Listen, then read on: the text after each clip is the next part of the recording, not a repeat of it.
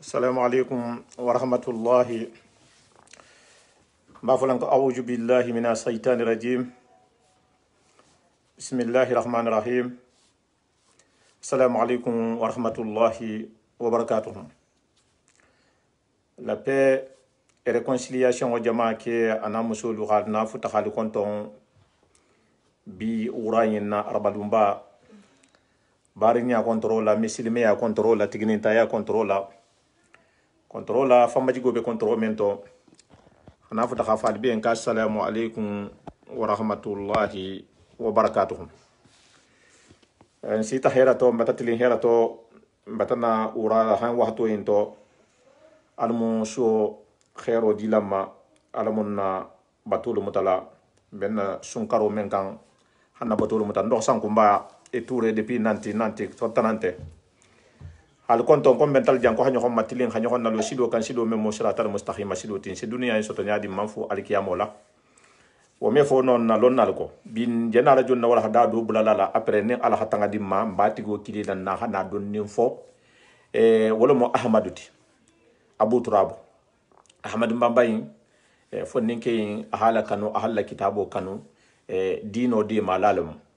nabe nara wala hadajo man kambi wala hada membe bending education ma wulunu mbahaya dinge nim fatemo dinge na wuluna awulu bahulu temo hakkejo mambe wuluna da dinge tema ahmad wala hada do ke nata fon ko wala hadayin keta wala hada mabalet kunna baleti me wotuno je mabula misil mo lisagoto ala konsen taxasi wala hadama mbe bata dimbatigi ya jamano yin kono bi par dimbatigi ya fanga momu dimbatigi ya fangati hadinga soto doron aha fo en kon baba aha fo en konna est ce que wala mo dimbatigi ya tiba fo dimbatigi dinga la devoir mu monti ha benga adinga la ko fala devoir mu monta ha benga dinga la ko wo kata nati wo kata fati na devoir mu monti ha ben dinga lu mutanyaluma parce que c'est ko beta na alfa lema na alfalu wala han daji go men dimma wala han sam telu sam ba hanje bi yamento ntela hakam mun kala dingali dingali ku mutanyani ku la tamanya bi est ce que ntrambo nyale kunu oto ntana la wahada janyala al sajele mbe korili tilin tabarul lale me kura fayda sunnaka to sa tarale mandu luma ngo faliye nala hanje jambi mbe gingo na dondi ou bien koriye be nyato al salo hafa ko baro le bo keren sunkaro tabato baro fanam biji jahabi kundangolu al kana majele jande jahabi kundangolu atel ken kana majelane silla kundangolu nonte mbena la men folal ma ngolonne donc ha faliye kon nin na ustaj bale be honna wal hadakan dinga la droit même be fakan inshallah ale ngantul malo wal hadala ngadamata oto monin question me membulu al se question o fanan safe insa posé ahmaduma ase question o jabini al hala nyini mba fala na ustadien ko bismillah dinga hakko membe fakan ane anakan mbole la mela janteng al hitul malo na ustad bala ahmadu mba fala ko bismillah. Alhamdulillah wahdahu wassalatu wassalam ala man la nabiyya ba'd. Ya fadaka na wajima halbe konto nata puroha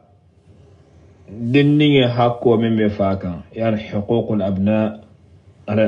al aba dinni hakko membe fakan Allah subhanahu wa ta'ala ako ya ayyuhalladhina amanu qu anfusakum wa ahlikum nara quduha an-nasu wal hijara عليها الملائكة غلاظ شداد لا يعصون الله ما أمرهم ويفعلون ما يؤمرون. أناتا يعني فقد جاء في تفسير الآية أن الله تعالى يأمر المؤمنين أن يقوا أنفسكم وأهلكم نارا التي يقودها الناس والحجارة بتعلم الأمور الدينية وتعليم أهلهم ذلك أي معرفة الواجبة والمحرمات. ana tafsiro kono adala subhanahu wa ta'ala ko mu'minolu yen ya ya'muru mu'minin ay mu'minolu ya marka an yaqu kihi fantanga anfusahum kihi fantanga wa anida dimbayalu tama ngala be mallamu holla nin jaram berolu o fantango munti bi ta'allumil umur adiniya hayla dimbalon dinolla wa ta'allimun ahlihim ani bimana dino long ani hila dimbal fanda lon dino la bimana ay kuma koto ma'rifatin alwajiba adala kol men ke ga wajiboti hilon wal muharramat anin kol men haramiyatika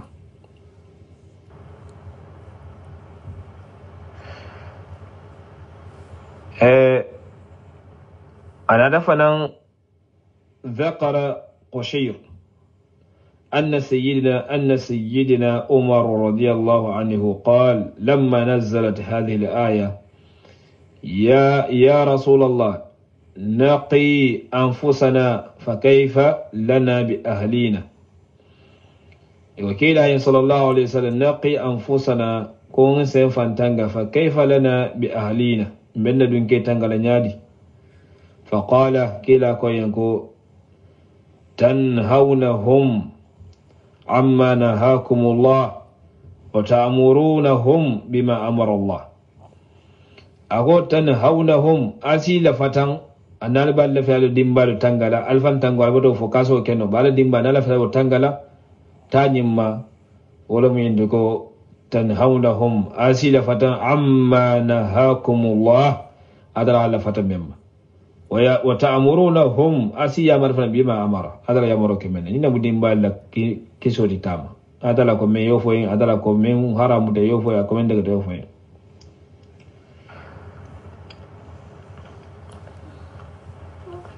بعدين لو nyimmu kula timengalo mwanya ntalehile dimbal tanga tango muinati adala subhanahu wa ta'ala hi fata memma hayla lwala ani fana hi jamar menna hila lwala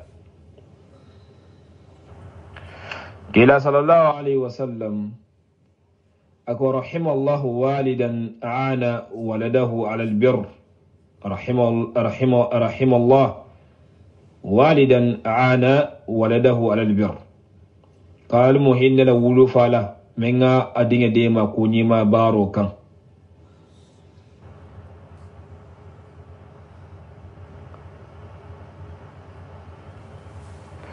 ولا سابو نيمو كولت مونيا دكينيا لمن بعدين الحقو فولو من بدين ني فاطمه ولا مويد ان بمعنى ان يؤذن في اذني يندي نيغا سوتا يودا ناتلو كون حين يولد وذلك بأن يؤذن في أذنه اليمنى ويقيم في أذنه اليسرى يولني أبو البالا ني يسأل الولي مرال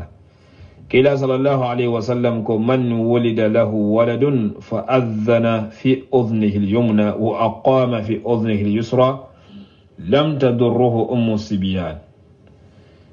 كونين muhoso tutayi wadanno katu amara la na bulubala bi mana fente wotor la jinnolu to anin shaytanol to anin toro fenyel to mbadigalu o mu hako folol tifaka nyante menkel dingala koto hako fulanyo fanan athaniya an yuhannikahu bitamur fa in lam yajid فبحلب يشبهه وينبغي أن يتولى ذلك منه من يرجى خيره وبركته اسمه فنان بيسي ولا يخير جيكي مؤمن نكوتو أنين باركو إكنا تماري دمو هبلغا كهاتكين بمعنى ها بأينا ساتكين ناجيك ديني داتو يكون نالفاسا كده كو ناهو تيرو ban anna alfa fan sakele mo mi ngalon ko ada hasiya e me woro dowlo ka ato nyimi parce que dinni ngi sambiya sanake ko be folati o ke warsi boro wala quoi ani fana bandi e mo men bandi yalo kalan dan me woro dowlo don ko mo ko to molati ñu fana ngol fa sadu molo barako ji yo hero ji mo men ko to anim barako حديثنا عن أبي موسى قال ولد لي غلام فأتيت به النبي صلى الله عليه وسلم قادين كلا صلى كلا يا فسماه إبراهيم وحنكه بالتمر أرولا إبراهيم أنا تمر فنجو أكادات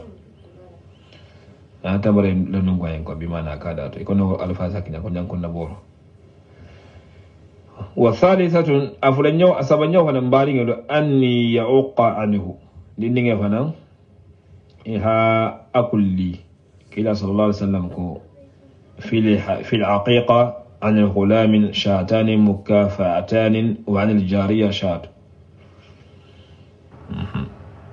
بيهان فلا دي كامر نيني مصوفنا بيهان كلي بيهان فلا كامر نافع ربية وموها كل تقولوا فاك إيدين كل ورابعة نال نيوفنا أني يحق عقيقته وهو شعر رأسه الذي ولد به لحديث وزينب وزنتنا لحديث وزنة فاطمة بنت رسول الله صلى الله عليه وسلم شعر حسن وحسين وزينب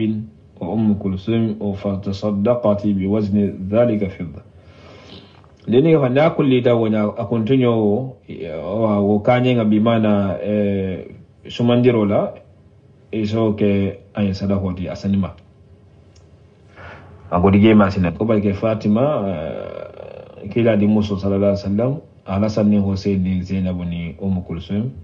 ka sadaqo wala bi wazni dhalik o ko ikuntunyo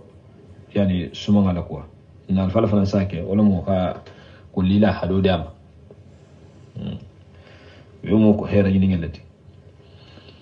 alulu nyawo fana an yusamiyahu edini fa yato holaku yato holaku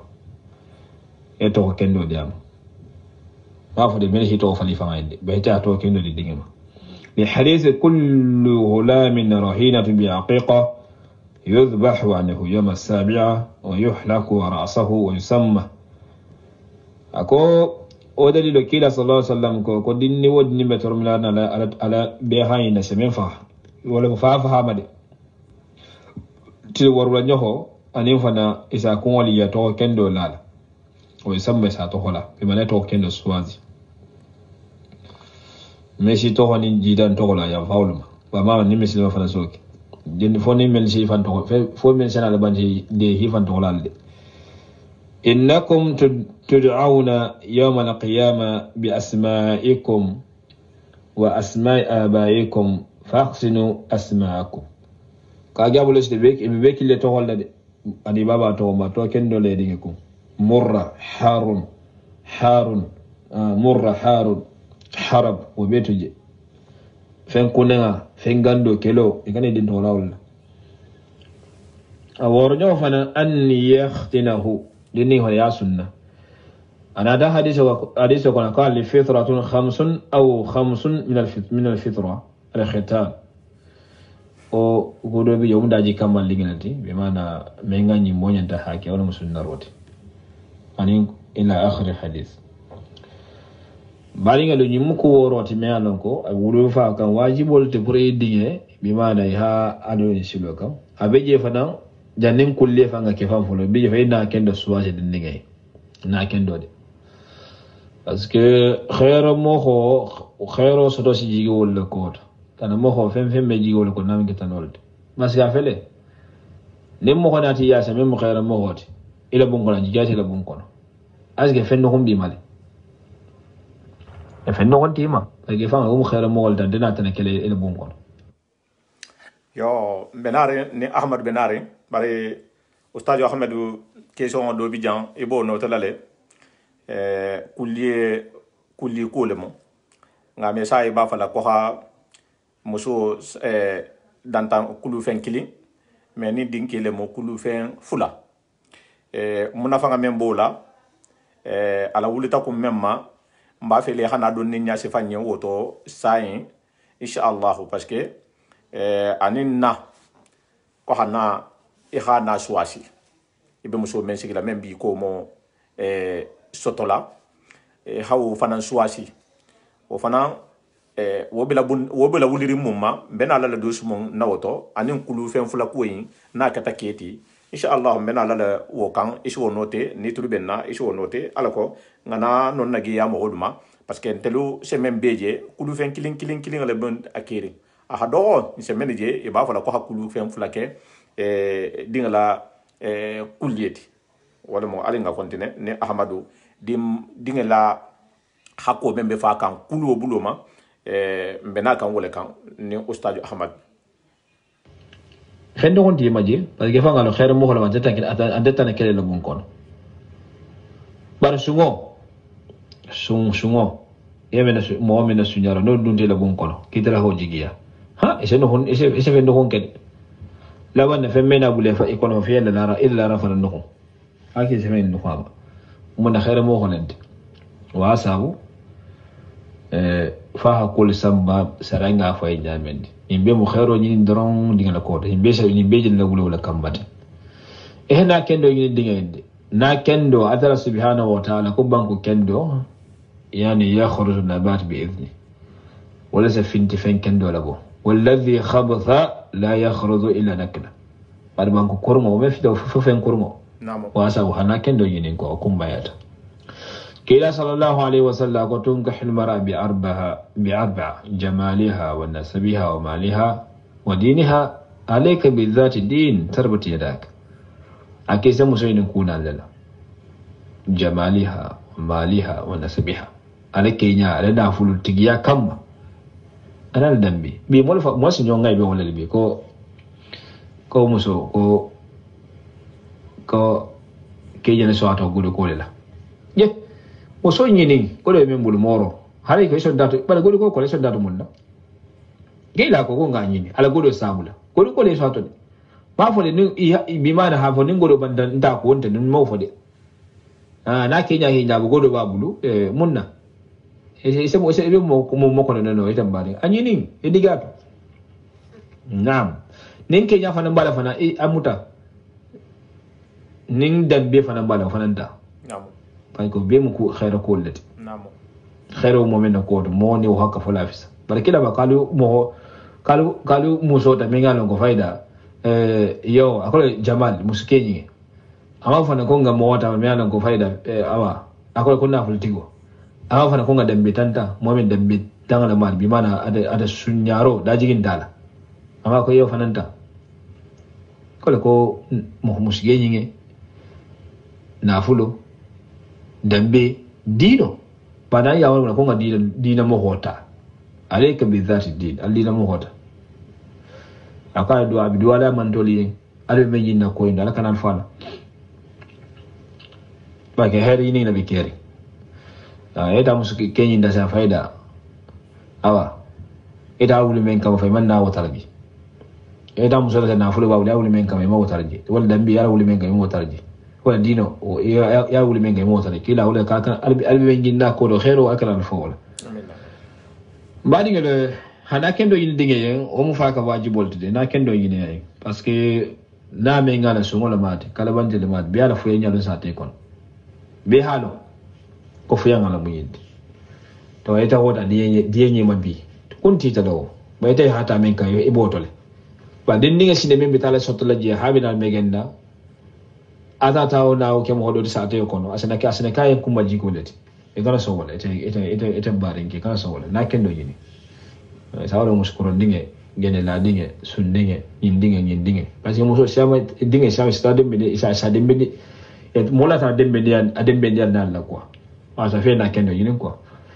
na kendo yini na ko mayata ni wa alfaza kinyala kala hange ko ni hinyale be musu jede isi musu jede ba ko kinyala kala o ko to asiale me ana ka be kusane yini kaka ene nente bole le bonna hedo yima muso do jaw imi afde ke nyaado de e nyaado muso do to de sala ko yala kala biana muskendo nyini nin ko en bal halo kasina muskendo yide tam badinge aside male far dina men da ko aside ma ding kulola dinga se daji go soto ase ke mo khoti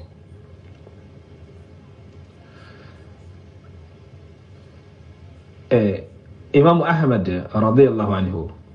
ako wa amma ta'lim wa ta'dib hadin ninge karanshina na hada jigodum fa waqtuhunna an yablugha mawlud min sinni wal aql mablaha yahtamiluha adin ninge karan ani hada jigodum wobe kala wati jamani ninge sima ya shida dingira doma wala hakilima ya damuta asikonyi ntano emen fulai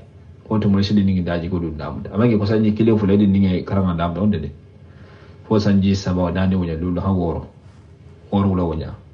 oto ma sekolu tada asekolu faham none oto mo sete yenda mun kala ikenye itari ya din ningi daji godu menyanta fola ya karata lan dino fa subhanahu wa ta'ala atala kilimba yalla ya karata lan kilimba yalla subhanahu wa ta'ala توحيد نينم جهنم نينم arjanna نينم يا كرو بلا هو بي كسبولو ني كراتا ولا سنه كلا صلى الله عليه وسلم او فنان لون يا فان yana karaita fanan ita fanan to ita hakko men bakan ya karawla ni ya kare hakkolla ni bebe nyin ka bebe da karan kilin da kono ya da je gudu fana inne se fo ni mefo inne se ke ni meke ese kuma mogol yentende mem kuma mogol yenden e fulanga kuma obiji e do ta kuma obiji e dada ta kuma obiji alfal ta kuma obiji e so karanne nabi dafi kuma dole se boldi ninga bulan da kalama isa kara wolla kon yinne seke ne ke baje kai ba ko ringe sadi matenne se mo bunya tenne se mo lo horomatenne ta'dib bayal bi hole de memu daji got parce que ni mo hisi alfal tema da sa da faida fonyo ke alfal tema wala fonyo ke dingra me ala ko fonyo ke lante jeti wala ko daji ginta inna o be bayne yande ninga daji godol be la be banyan kele wonta no memu tan wati mo sa halmani se megel fin da kun kon akumbe vite wala da fulu ha men kije wala starji wala ya dum men bulu wala men kije wala starji wala sa dinga wulu la nyanti wakalla betege dinning ya tara hadi adima akumbe vite itola min ke wastarji bala ayi wakale hero kijede e dinning daji godo junna dani mol bita daji godi le dani mol do bita daji godi le bandoto pakene ite ila han futa e korita e feta gwata iman daji kendo ta hadi dinga madron na bota ani daji godo sena daji go ibo asabtelal wala bun kono bula ibo asabtelal wala e lo bula ayen ibo wati yaba na hakilo shi da baro wasa wuli da dinga daji go junna hadino lon ya fama ya daji go dun kende ken daji kendo la ya hala tonko la ni mefo ahram ke go sorti de ya tonko la ni sefo ni mefo ni seki ni meki ya to ala junna wala be dunna hakilo wala be batla hakilo ma lo batla wonya sanji tanyi wuce sanji nani wonya waru la wonya hanjiri sanji ta wuce lo batta hakilo ma banta ita jene gene la buto ibada ding mata bato e fara mata bato la nemo ke ko faida ita fi da guata tanti bul faida iman din ni considere fo hakile fo kula hakije imma khair imma tano na ta tanin tano ta kije shine ini sege pa ke janna ha do mo ma nim pikir la janna ta mo pikere ita abita fu pikelo wala sa fi mo ke itriyan tada junna yani sanji amanja wato imanja po dini sa kulu wato ngamanja sanji tannam doron o wuce lam sanji tanni sabatani na o wuce lam dini sa kulu wala kon aman jawo ba ni tahi ilaha fu da gina te fanku istar jatul me gena bongo ni dankalam istar ijaho le me gena bongo ni dank ba kinga me moldi lo ibal fa yi moldi lo hinal fa ijaho le dawde o fanga se ijaho istar le me gena bongo ni dankalam istar jatul me gena bongo ni dankalam pake ni hilawo shi no hota bille nya sina yile man gabro nya yilo fode banko yin fanga jat iya shi na weren wadra bulu trop tard nin kuluro ham ko da mesaki ay ko ni mo la sima tambita ni sima tambita la bande jena fo la wadi me saudi ni sigi jang aje sigi isame ko tok asake tok isembo buñ bi xabwati wotu mo wa kulu tumoti de do tambite kunna ha me afo da ase joxon kulu le bari awa alkes abe ko shande do karan nyonti madi ba fa fo nyande dinge me ngala bu bana ana abada si sanjitan ni sagitan ni kolondo na wulula kibo kulula ne wulula ko bulu ma fa ata ko gema afana mala fa wulula to bende la hekulu yalo kumo ala fe muri nyala wonna ba tara haydan ne kolomo bi keriyari wati me otu mona sela korodia badin kolomo ko jala ne to ki ba ala korla be kolomo afu do mbaka me kolomo tiya kande afo jando be gena ko mal korla ni ko mo hoyen ko kolomo kero mbala korla sa ki o ita to nyaa badin kolomo jari ni ko ki bolo korla kolomo jari korlinge ni ko ki bol tilinna kolomo min bata koro hajja al halo kan ni to ki bol tilinna afo mbaka tika ameke none wala sabu mfumo yike teriala ni ko sifanyilla dinning el hakku minati la budda yani ta'lim wa ta'dib bimana yani مثلا بمعنى التعليم والتعديب وجد كل جنة سنجي ورو لا سنجي تنيكو عندي كلا ولا كون إمام تواول بانغوي نين سنجي تاني سغوسي if ana kuluro so bo kan if anga le jati nyiri mutugo nyimbe motor men jere duin motor men be no aba fan samo no lolale jola motor ke dinga nyinna na wulul lallam ile ta siniwat motor ke dinga la ya itele yidin kasara fi motor kendo le ke dinga bi mana fi miriya kendo daji kendo le ke dinga la ne ka dron alhamdulillah hiya fa intamalla hiya fa jaribila hefa inte ni toro sutla la kodo ni toro mi ngalo ga sisi nyala asidu nya fan asila hera kalo di sonde meto bione ta junna asidu di sonde meto ndo jila la kodo fawro inde hefa ke dande bo ndo jala no dajigo ate kumbayta dindi nyante memfola nyante menkela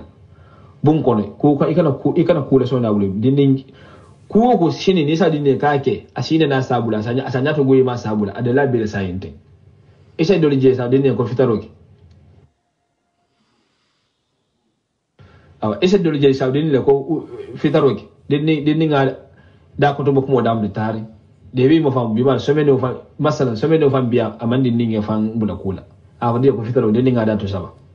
amma amma ayantaw ale dalle wati amandi ne dalle wato mole ini ni mane ko fitaro ke ne hada do sabisal to no belo ba na si dinga do ne ko fitaro ke nada do sabal do ita fa si lan kan ne ken akan ne ke kan dinne ke kino tabi dan yeki ila sam to ke ten na sam do mo sosa fongo mo sosa asada to sabal wato asaba kon bam fa na se mo dinga do masa kon bam e man ko no woto adini se da karayin belale nyinke na hanya to gwa ya tala ko inde mi wulu lalati men ko consequence me mo be nya sifai ninga me fa yake bo kelle ya da lo bela ha masila wo bela na me ngata dron ala ko daji goni wallahi asabe kilin loima ba ne o manke alsini albe ni wonde malalde kila sallallahu alaihi wasallam ko adib ibnak an umar qala li rajul عمر بن الخطاب كان نام بيهقية من فيلا أن ابن عمر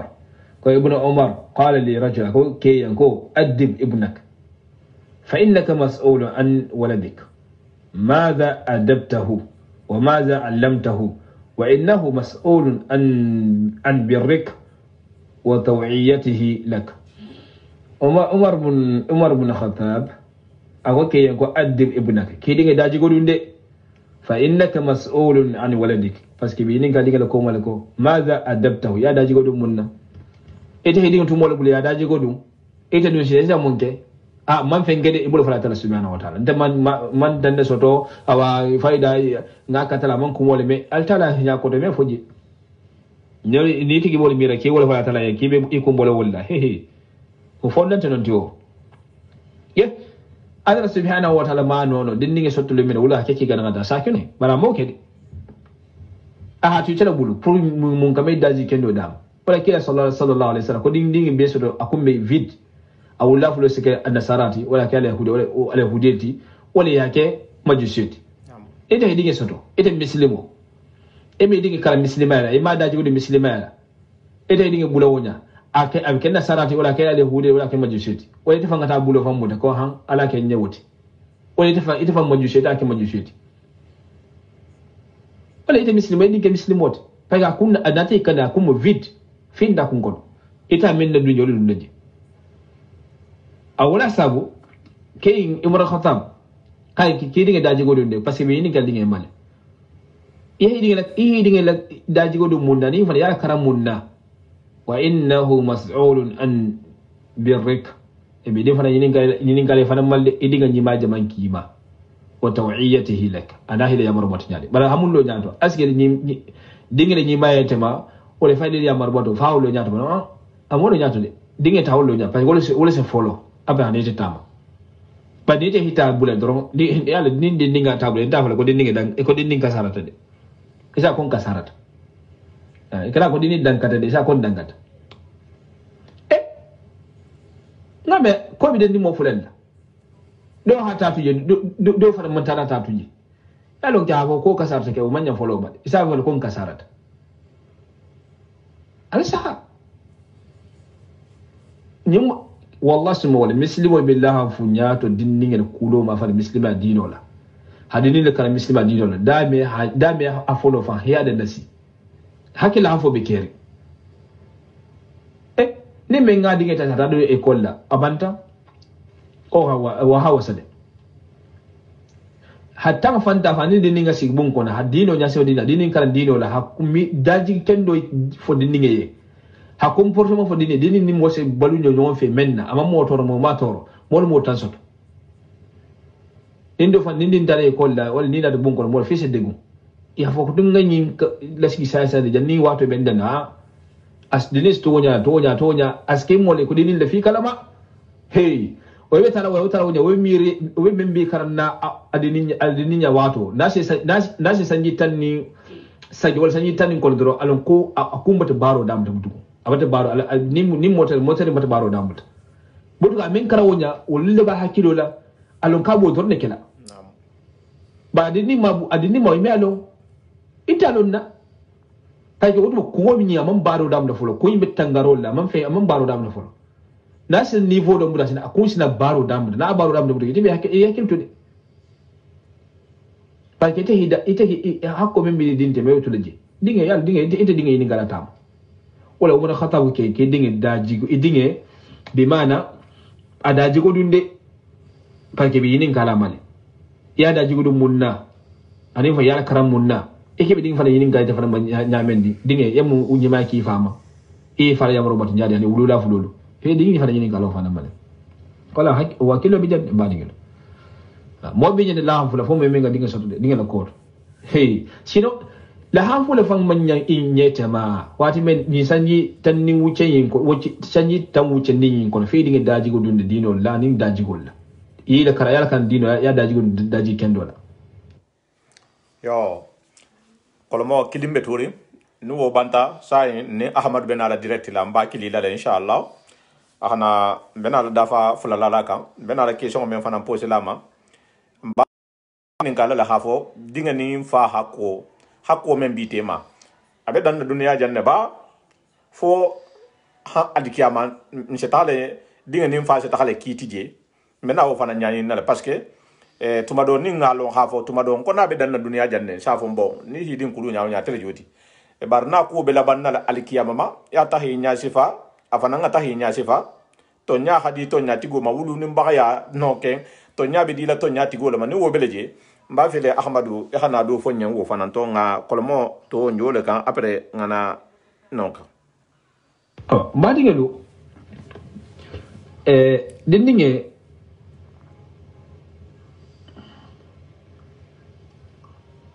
hakko min be faka nyanawlo nya sifati ma dingelu fo mo la hakil to dingira en to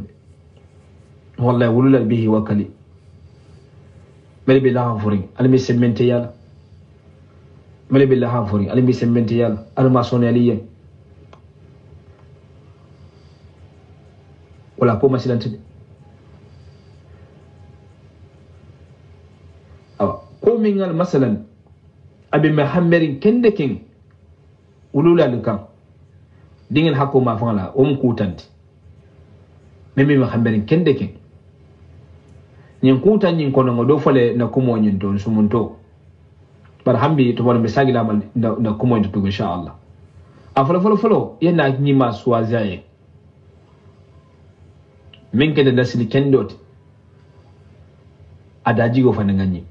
ngofa aljanna kila sallallahu alaihi wasallam ko tunkahu almar'atu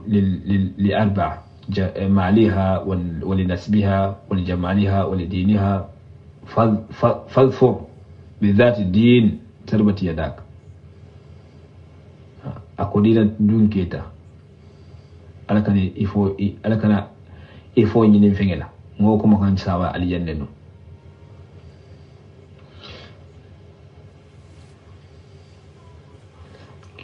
afle nyo mbadi ngelu atonyi ma suwaji dindinge tonyi ma pake bena la kilida to wala mo dunya jang ani la harol sini ma to tonyi ma tay ni man tonyi ma tay ni la to kurunga di dinge mesina mjilala nyamo sungutungo sidi ko nyamo do ko sungutungo tonyi man to Ibn Abbas kila sallallahu alaihi wasallam ko أكو بمعنى قد علمنا حق الوالد فما حق الولد كده هي لون نقول لها حق ولا ممدين حق ولا أكو أن يحسن اسمه ويحسن أدبه يتوه نما لا يا داجيغو كده يا داجيغو نما يكو مثلا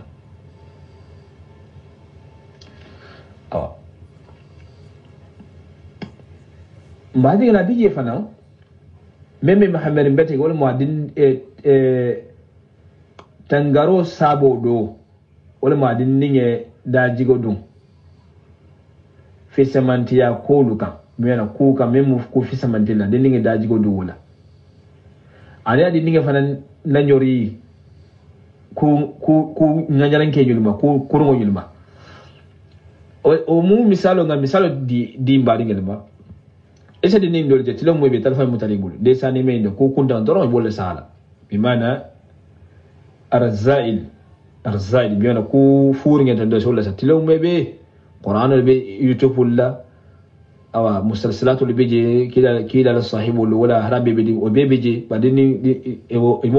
dinni me interesse wala ni desane me se dinni fam muta haki jegin dinget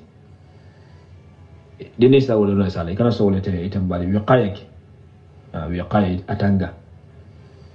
ko min ngalan ko nafa baya to sini edin daji go wala abida ni kalale din ningi mu kuma digin dalati na ke bar sina be abaro kenan adin fanan ihal jam fanyin ko ilanga men fute wa ibaduhum ani zayail ya arzail ani arzail edin ningi jam fa ko nganyaran kella iko sa dun kul to me yalon kuto no horengel lamu anin ko forengel de ko men fute tilew me be disadi be be sahala tilew me be ikana so walla ani wo sifal mutum paki dindinge be ko madigin kanne ani fadi dingi fande lon dino la nga fonda ko moto ha tarbiya fan salo ke sike nyaadi albado sike nyaadi edini la karo bela ani fadi ni fanan yani yama tanga betege pour kan table sintano la wa jilo da e kende ni ke bal fan naramata nin kene musulmi yi bo nyonga imbe mo kulmi ango ndakela badingelu na sumo ngamira mbalu janne na dala wado sona to se continue inshallah parce que wulu dinninge la kulu hakil tolum dinninge mo kuma ni gennalati kata hite ha taitama iyo nadum ba ani abini mola tema kata hasan pour yani 80% o taitama o ton ninkil nadra wata banta wonta torla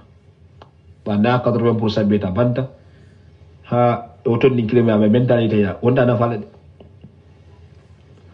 wala ma afal bi assalamu alaykum wa rahmatullahi wa barakatuh me nala na ustaz kilila ahmadu kilila ta janyala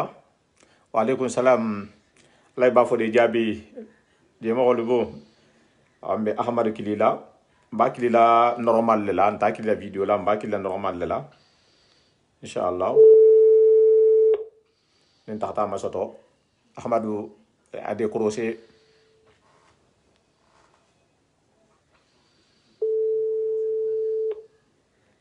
Ustaz Ahmad awa ne ngama soto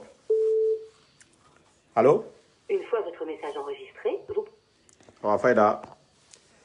de Ustaz Ahmad le kili kanu fon transa ma soto no bare bo mama soto inshallah sahatugum aje kuma kan éducation le mater men birin na ben majanteng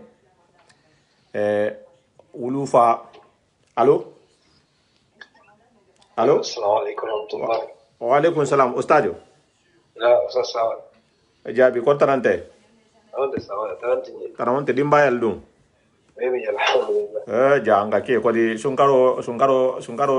fulolu sake nyamena ni ha awa. Fulolu ha. Ni ja hangulu kan ka taten malon fulolu kem ninken awa ala masoni ala siden. Ala fulolu la kasi. Je mo dimbayal dum. Ustadio nte kumo janyala metana ba ha wala hada men bulan sagoto dimbatigi ya ma fangala iyo wulo ni adingal tema iyo ha ila kumo be si tale barki se so labor ki sa dala fa busola ha men be fo jansa en ko dinninga dindi malemo ase to ben wotu molemo na sita jando ma na sita karate wa hatu ma ina ta ko fi hato ben wotu moto no seben sa tara no abata ke problème ta atava hakilo bata si eta hakilo ti wala ke sa men na jahanga kan to ko banko kero mutumo men na ki sa to ben wotu mola hadiye nyame ha ke formoti yo si sa warni banko jata wo me to ben no butu ya ha kolo mo jari ma fo le jansa min kolo mo jata ni foromo koromo kero isala tilin barna jata ni ko ki bola tilin ni ibakatilale wala mo nyin telefulo itata inata nyin kan ne betege parce que ngaje le dan din nga hi ka wulo kan ha fa sabu men so lu sabu onya wolo senta no le te bari kulubali aba ko to le ko men naja haja ngajan do fanan fenga sa ko me kulle dula hasa hafu musul ta kilin keta kulu fula bo nte sa me le bare faida ajem bulu amansia bo ajem bulu amansia ma je fanga mam mo ja mam nte ke mambe ngama ko do be kulu fula kala parce que ka ahadin ke le soto bon muna fanga belala ba fo nyin ko fanga ababori minto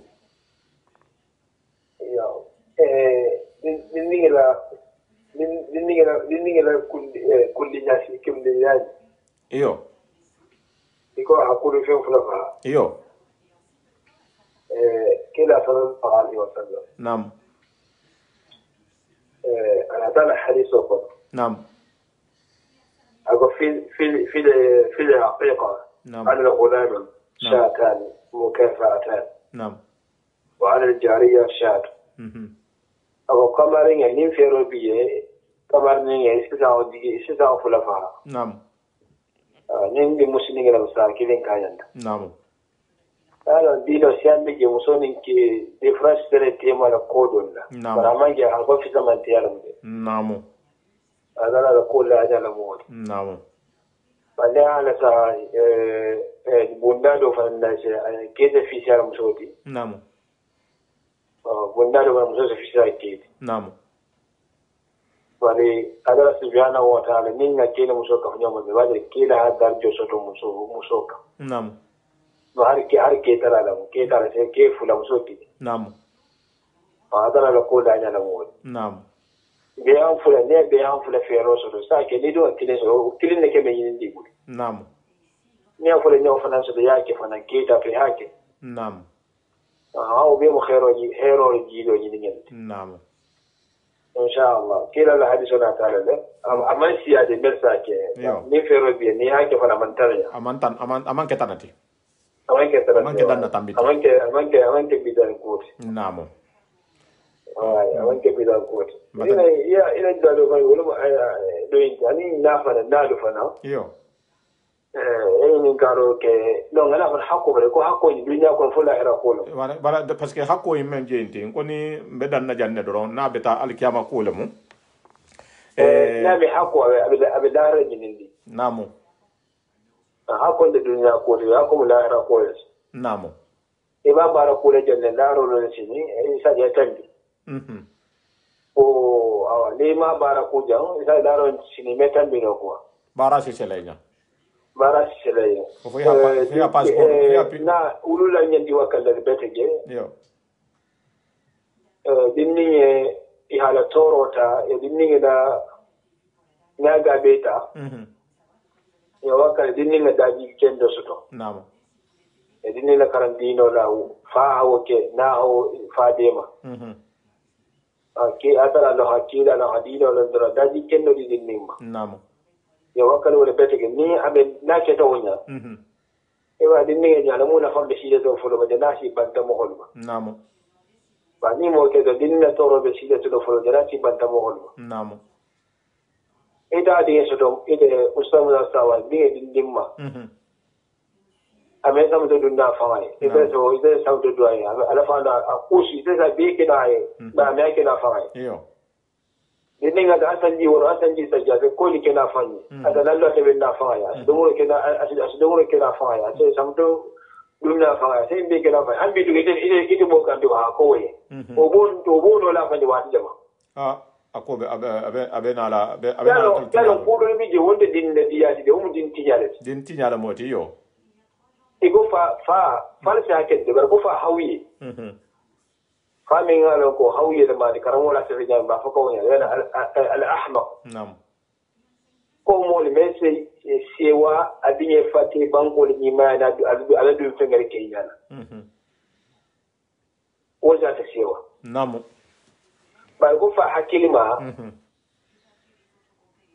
nam ko fa hawiye wose sewa dinga du fengere ni nyalla andu fengere ke yana afati banko le ke nya ko hara hata dajin ta hajin tawla fa hawiye wole nam fa hakili ma shine woken nin dinke ta mo daji ma hara tara ori ke jado mo be do hajin tawla nam kila gumo fami ulula me sendi dimba be ngasta daji kendo nam fo yi wakalle bete je ulula do alwakal man ko nyin kan biya do ja fit jamu fitno be ba fit bi da wan jamani ni re gure fembula nam ni ha gure ke ma ima na hande ku abe fitno abe kilo fitno yo ba fi de var le kende ke na je kula kumin ta taro ko atala ma ni na endo namo ba yi de var ke ko yani din fo de saba usamu sa be da je kede aske ke de var ke emela de war ke ken ti yana bara so bara be ti ata o ma be o ti yaman ko foi ko ngere hendoro ijana men fo sai ko mo dimbati gole mum beti nte fanga nin tali fele jam e jana men fo portable ko yinu te se men ko kam fayda ni ho ke hadiso nin kila longol kanno parce que la déjà ni men ha be to hol la déjà nte do ma me fele se men de la famille ti go yente men kel jam yo portable to nyadi ni portable yenta rawo bare yani e ler kale wa to kala kan ina ko de yo ni ida da hi da mudu dinga wa se baro isa kilo se baro kele fanya se portable di wo to de ko le me ibata ko lo idin ni ya wato yi karamen namo ali fa yi wato fa so ni dini ya si da wato me da la su munke ala mun kara e kolla ya yi fo ye albita kan ne kara kai kolla ne bari na dino da comportement de client de kama lon de bita la wol tala di ba comportement men dunni burje wala fi so comportement be fiya o dunni me control namo o mu dolo dino comportement wala hafi sa comportement be dino fa hafi dino be iya ka dawlo dinni konto dala da bogo e ko ne ta so ala ta so me ko kunya tin ne yar siga nyin ka ya fa ni ya ku do kana fo e men ni dolo comportement e sin ke so yi ne dinni yo ala so dino ko ka wa ni wa fami di wakalo le bete ni yo ke dra sina fa ay dinni ngelo e kilo asikusa mi mori se ma fa wala njo nja jere ma ko le foli yan tente nin tal sun karo en toten nin kurata kenen sa fo nen ki hadwa ki tel man kai ba ki be duala le ko parce que lundo be na la ke ba le muyti ni e se si jando ma dol na le muyti telefon antenne e ni la do ya o dol fa ngoni jama ko bula ta sai ba foli en ki hadwa e te bena la fala ki man kusandu wala ina be mon kusandu fe ila bulat voilà parce que c'est du tout le ma parce que ite ding men jambula tenten ni sita jahanga kunda sila do na doru hari ni la si sata dolu na le moiti dolu nandi ne mo dolu fa le moiti bon olungo to jamaa to je ni la fongo e bitelle kala kula tegelati ni ko ha kula tege silen o ate fanga man kula tege nya ama la se kenya men nawo yaro wo mu ku balati de ha to kundu wala mo jalo nan ne kon te fanga man na devoir ke fanga butu mo na ko ke defo ban ko in kanja yo meli devoir ka adole namo Omar ibn Khattab ke ha baba gosi pa fo afol la ko moto mamma yo no ma ko awa diga ha baba gosi na ta Omar Khattab ko Omar Khattab ko kala dinni ka dinni da ko fi ma ibala mu yiti ba aki ko mala ko fi ma ha ko bi ni ti pare Omar Khattab ko mo ka ta ha ko ba fa ka mo ko Omar Khattab ba fa Omar Khattab ko ba shi aga fula hanani ma yini yen ato ni ma ki da hade ita dino la ke ko barka ba mo fiske kama ke kiyo ako de da ka man da fa majushi la ka ga singelo akadi ma to fara al jawr to mbolo mese bo doni to mo finne mese bo birgin tinte yo aka dino fa memu dino ka fa dino ko ora khata bi tin ke bala aki hiding hako yebebe ibi din hako ke dimi hako ke aki kurnya di me din kurnya kiba namo kuma ko de itan koto namo imo de mengele moke asabu mengele mengele moki ye j'avais dit ngene men ka sabu bota fa kuma ko do mu itan koto j'avais dit ngene men ka sabu bota fa de fa toten ata wo do fa to ajani ibo ida de mi te kizar sa wallahi yana ko boy ta janne kire kire jemme no ta folo yo wala lo kudo bi je ni de far kele yi fanar ko ngen ke jas ida ko kujo ko la do mata la te gol namo bari me de war gina ko kujo ko la e gara moto ni gide ifa yi mi wada am de fa ma e bari ma ke ku asa mo telle bar e ba du yalla ba te de du yalla ba kila ka malo namo ida de fe inde fo ni mo len du yalla ba to namo afolente mai ma ke ku doro mo so fa namo barkule mu mengalo kila sallallahu alaihi wasallam akon ni yalba je de be mo de bi ma rugo so ta hon jere jo wa da fana mamalo e din mai jon nyaye ake ba mai jon nyaye ha min do dugo wala be fawosi wala bi wulula da faale wala bi wulula da go so fen da fo kulu do membude namo che woni ni fumo wala kumo le yiri woni kanne mo la hay dinye kudu domuro ni si ta sanyi kondo tanni madura fanga domuro ka fanko yo afanga pari ta baya sama koila ya bula pari ma ko ya bula tabiro dole ke la so ni fanga tabiro dingira ga ko jen dingira ma da haida do halu mi hida yo hata yi kolla no ida na hakila wonya ne ibi dingi jamfa ka ba jamfa kande ba jamfa kan ne parce que afami ta ji kele dole da chini Osman ustadi fo nya kutan tala ja e telefon jana e jana ko mom fanga fo e ji dinga jam fa kan ne te e jana jam fa le ima jam fa kan ne namo abida ke do na li sina da ke do musu sini o da ni kuruma da do o ke kuma hero ko belo ustadi o ke ma na musu ma shiri nga nyom ma ke man daji godum muso man daji godum ko le jana wala jana ka futu mo ma tibe jombe jom matilin na wolu dinga be kala nyaadi wol dingal be kala nyaadi e man daji godu muso man daji godu wol se misilima ya fono e dinga e nyaadi wol se dino e nyaasi bano nyaadi misilima ya misilima be ni ngalo wala sabu banko nyin kanya nimmo be wulta ko wala fanna ko do fil ko modo wallahi suma wala ya adu mo li wa kal bete me dun da wulun dalde ba ja ango fana manku je men ga aguja hango yen ata haka saro so de men do yemo le lowona namo yo jango ji sedan fule ke yale bi bulsai ni dun da wulo ni dun da sitole yibulo kunduji e selo ko ma yibulo kundo le ko kala de hayre dum na biga yibulo kundo wala yibulo kundu dimi le kundu liye bije ko liye bije ko liye bije hadu fan buri be buri kontere ngala tara tentu ba ko ba ko mbeki ko be bata kilinya awa wo mo ke mislima yati o man ke daji kende di sheho ni takita ya ni boita ni wulta do resalo di do sotale ko ni dunga ko sta sile lampe ne janno ko ise ke wiya do solo ni boita do isalo ni wulta do resalo tentu ngai silo yimuta do boita ma do silo ko fa do fa ne o sa ju ja ni kullu wala tiye bulu ba wodo do fa na fahamu al silo nyinta nda silo de ta mon kullu mon ke no bulu bar ko be ide be ta biara pari di faraje fara to awu be ko ban ko digere ban ko ha soto stadio mbi yirbu la jando fanana e yante tibabol be memma jang ko double culture c'est-à-dire e ko dinninga do bi jam men risita jam tibabol fa ngala croche lolo moti luntan dinga men risita jam men ha e fam mun afa hila mo holu mun afa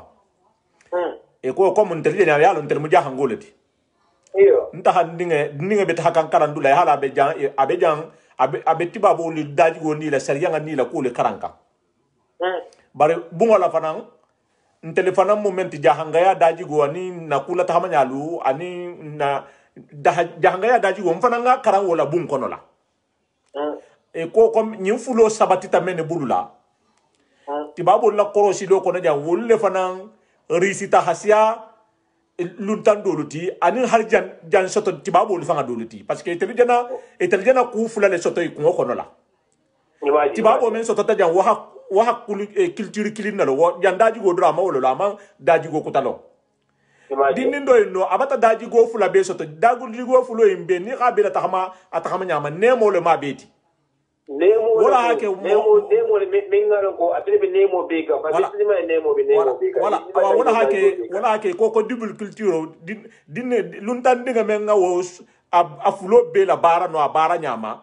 ntele comme ije men fala tele handa baro ke nganda devoir ke nganda faya ita ninga la kifa le monti na alfa la hadaji go men dun na ngana ngakatan ko fa hadaji go wo soto nan daji go ta hata sabati ate bulula abala karanga fana na jabo la tahamo kala atahama nyama o dinno le me boy jango se nyata ho le soto ngime boy sheko de mo de membe mo fari ya kilo be sabatiri ya kilo ya je be dinga de nam medin karanka ba be sigari ba karanka qur'an dinga de yo aba azalo ko jame dro bari malo ngalo fo atemane fo fo la malo agaba ko ko n'importe quoi ma si afamu la bata famu ka ba be ko n'importe quoi yo ndugu te dundi ngal be ba me fo quoi ngaja nya ba ko de na wudi de ko be fi baba de namo ba ababa kun to ko de dingela mu quoi ise ituri akun to woti yes ide baba ni te ko uf wala ina ko uf dino amen fu qur'an amen fu ina ibare ina wala ninja dingel nun ko do dole ci ko on te muslimo lut adara ko wala to qul lahum uf bi uf adara uf o kuma foi ide mi ding daji go do wonde hayte dingel ina sigi ni meje ida ko je dingel no o man so ni are Messi muso da Messi rinde do ba didning baba haji ako baba malako ma fado le bijamba fo memba mala ko mo fa baba ako iwa ba ko da ako pourquoi aba ademande ko le fa ta ka fo ako pourquoi ga ko tayi gamma ba ga da ko pourquoi ana ko jalo ko ya ko jandi la ko ya ko ba sin do ko alin ko in ko ni to ko iba ko ta ko ta lo ko ni iba ko ta je de wala ko munna na ibe ko misale na ko na mo ke do di dingel ma ar sin wala sin waya yimbe ko ni la mo le bula pour que misle mo bi di no ni la mo be bula awa jandi de sa mele fana ko na droit ko je le droit har inte dinga ni sa galo woto jang na ko nyen ko kon na droit le muka ko yala ya se kudo ke sai ya njan sa fa me ko se mon droit c'est-à-dire ya haje kudo la sa ya fa ko man kan kela c'est-à-dire ate ka la droit le mot ka haka wo kelan kono ila droit toti Sheikh ni tambigela namo ya men dini sofo namo pare ito nyala via fa ko le droit la mo parce que il droit menti ito tema mo itela to abo na itela ikolla ndio via fa ile ke droit la moti yadda din nan asi yin mahada hala na firin ida yemo min digin kumola hauda hala fira ko ida kai da gona droit la mo ita ida droit yi daula iya kan droit yi daula o sa hanyo fole yo amya foye bana ja ko gonna droit la mo ya awal kare ko na ko ya fa ne ken droit la mo yilti bara wala de ke la bun kono atala droit men itele ma wo itala ayita wa hatoto ba bende ke ken fa ke ta atala droit da dinni ne da yi fa droit ta na itala ya karawo be da dinni da ta ni da na tan da sanji tawala namo ni ka ho be ti de na hal sai ko la na hal ni da karamo kendol ta da droit fa e ko la bi da droit appliquer ta ka do ni ma so wala doron ba de ite la garra wi da fon namo to ni mo dun wa me tamu ita mu ta ya san se dulti be ko ni mo na mo da fadal doro imo ibo ta ya ba ta se da fane ko dole bi jin fane be ko mota ga hadu fa nya yo ika dinni ke wallahi suma wallahi kan tul dinni daji ha dinni la kan dino la daji ka tul wala de e dun dole doro ibe jasol be ngi fa la bon ko yana men fo de na hi nya woto lu men ne kana fo silen ko malo men na jetta men ba mutara sa tare fa ngala hala kulu bun kono ai ko no ile je men ngi nya woto fo mo susa de yishiki inde le ma ba kana ko wala sa fo yi wakalle tende ke yi wakal kende ke nin daji gudno to taje doron din tiyaro me kante asla shay be darum kisila ustaju nte fa mala wala hada men mu nte fa mala mabutun karo kono mbala sagala karo kono kenen kunya kilin ngana sumun dimbati gol la kulu kan me ala sal karo kono une fois ngana tula sagin nama ala ko mbe men je kumala ten seyidi bulla hafo dinga kulu nyaale be dinga la kulu waxto le be dinga la al école taho fana nana ta bon ase daji godum men na bun kono wala mon tel jambi ni hala sahabi bon problème be siari ni tata bungal bâtiment ko to jambi jahanga dinga le bi je khasiya je bo ni be ha fen fello ni bandiya ko lo ni jahanga alifa liha adua ke ko fo alamen sen kishama bo wole be kerimbi dua dun se jabi le baske dua fana se jabi mun na dua fana se jabi le dua kata ku men na ni te fana mbasi loto wala se dua jabi tema bar dua kata ku men na ni te ntasi loto est ce que dua o se be jabi le tema le wala ya na fa dun ka ki dua to kwali fal dua ta la ko la dua kata la ko la o bar alta la dua fa alquran o kono même fota je dinga nim fa tema anin na tema mo ita fa ma wo ketuma men na dua jo ma be jabi le tema londe jabila awa nje le condition o bulu laten ado ida si nata si jando ma fana ni be futu fana e ko muso fana khamuso fana asibo yo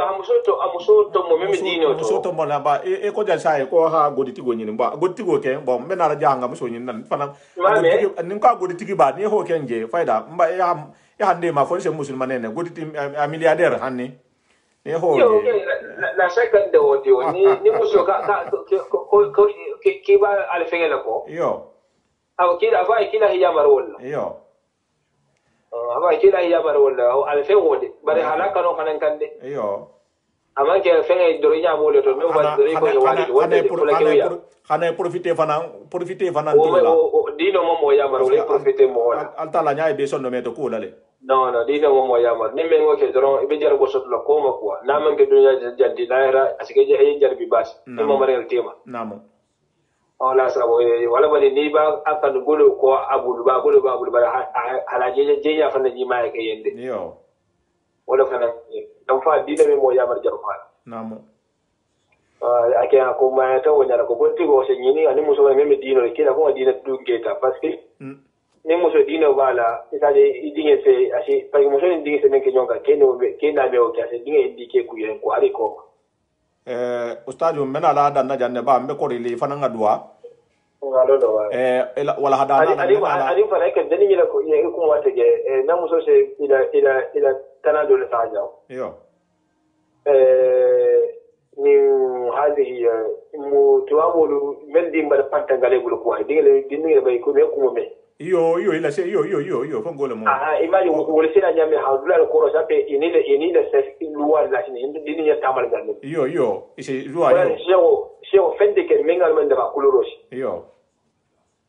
wala wala luwa la nyame après ko le ila taw luwa wala to saje dinni se na normal la sai dinni be no ne si na tulute si na nani abel jang isi na nani parce que imalo ko tana moti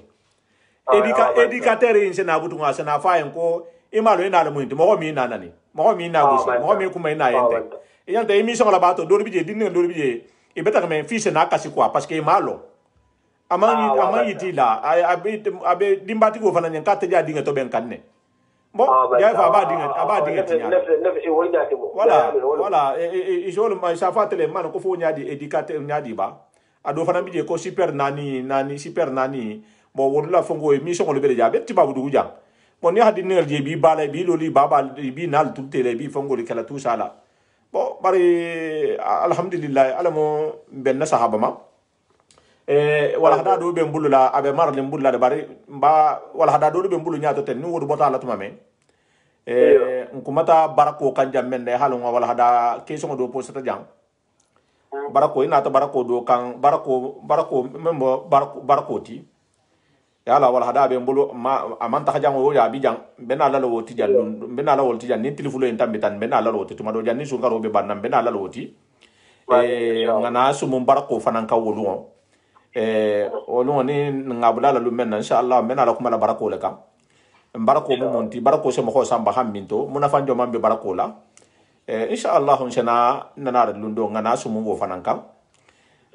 bi mba men fali yendoron ba je sunkar ba la kono ten hadwa na dimbati go le mum beti hadwa ne ate dimbati ya info ala men sa so ni ambulo hala doro hoto kan hala wakalo kan ko me jere men fo parce que duwa se jabi hala ku do le kan donc inshallah be duwa la nya hala na wakalo kan hanna lan doro hoto kan fo ala men se dimbati ya info ala men se kisi akasaro ma fo ala men se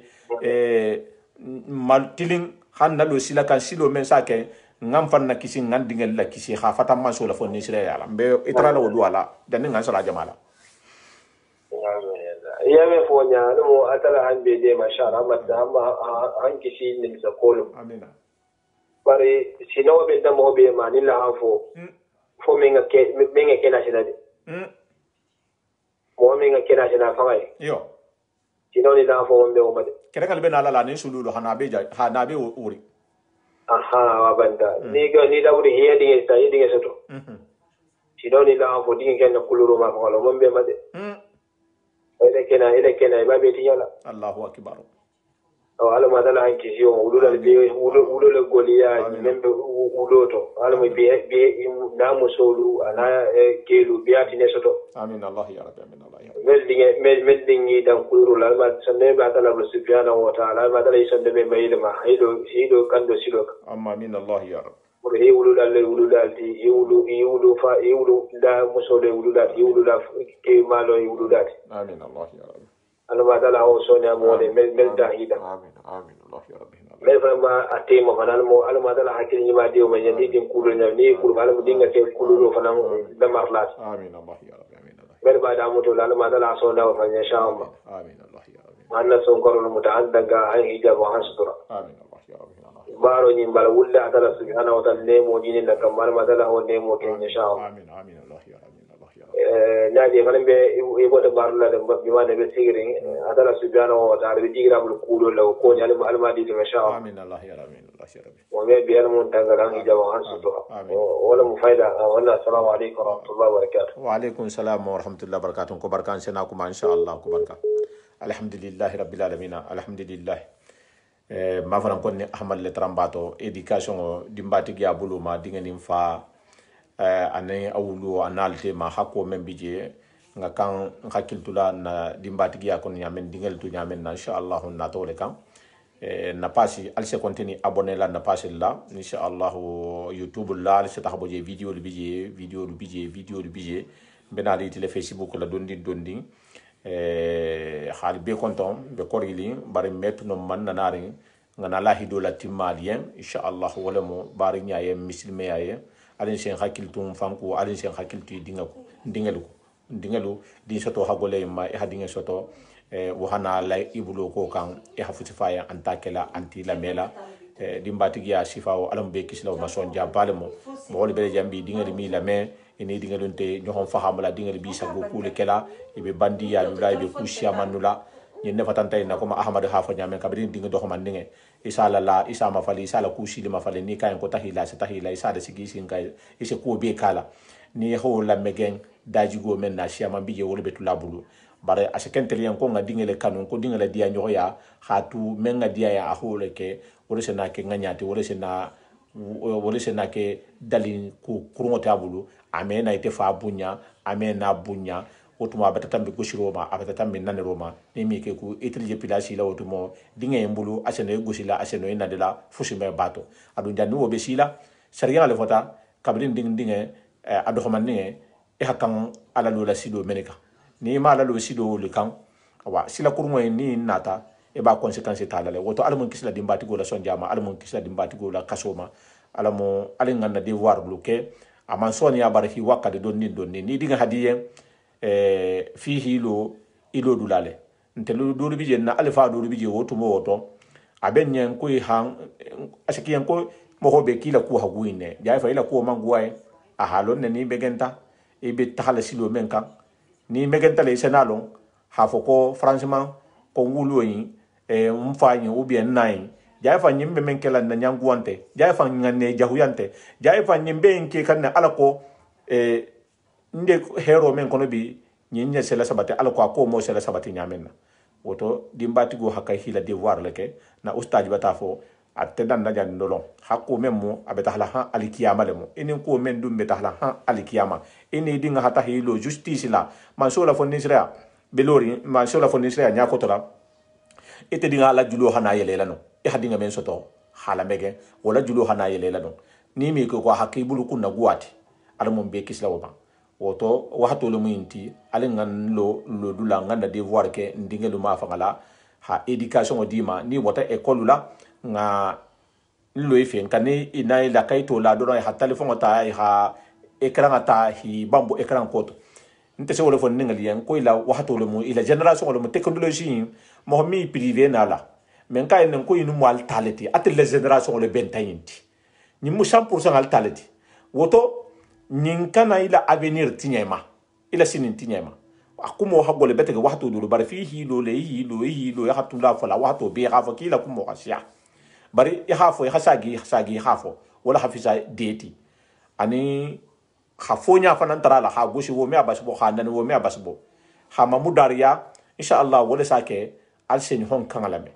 wala mo xalbe konton bari nya contrôle muslimi ya contrôle technique ya contrôle famaji go be contrôle mento almunna sunkar siala alamunna sungolu mutala alamunna batulu be mutala hate ben kamme gadu na bongol konon na habilu konon da mal tema hafalen kan ni ustajo ahmadu bambal trambato ni wol mo abu turabuti wala hada kan wala hada membe mahammere ni wol mo dingal ni wululu temoti kudo buloma alimenare wahti ko ta inshallah wala hada ko ta kan normalement sibito men denare samedi men denare ni alhaji bafode lebe nare alhaji bafode nabe nare inshallah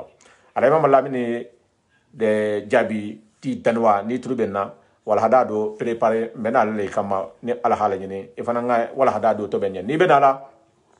nye ate dingel nim fal la ko le kan ni benal dimbati go parce que dimbati ga mo kuleti wala hada le mo hari karamo ko be sina kam me kura fala alay mama lamini danwa mbeti demander jang directement ni fana mbena la éducation le kan ni kel ni muso le ou bien ni ku ko talamo sun karo ento ngajo bi la wala hada men ni mbena la sumun nakan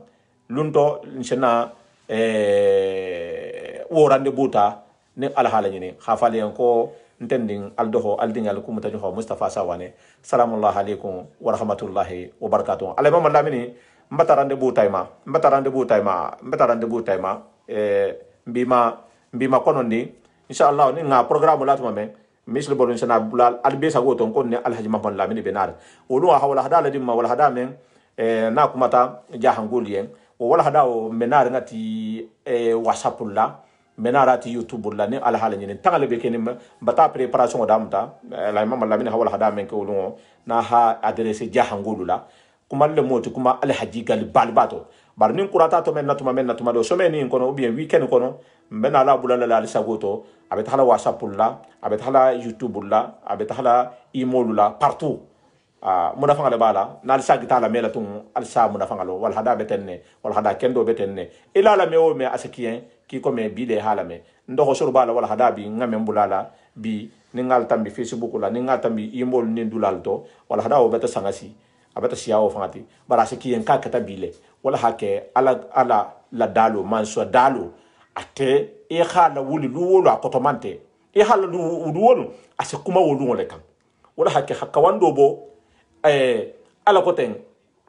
nkila koten men fatata alqur'ano ni hadisho lula nuwo bota bo nyama ki ko men ustad ahmadul tani do ko suru bal talo ani wo nyongolo alhay mama lamin dana ani alay ba fo de lo ani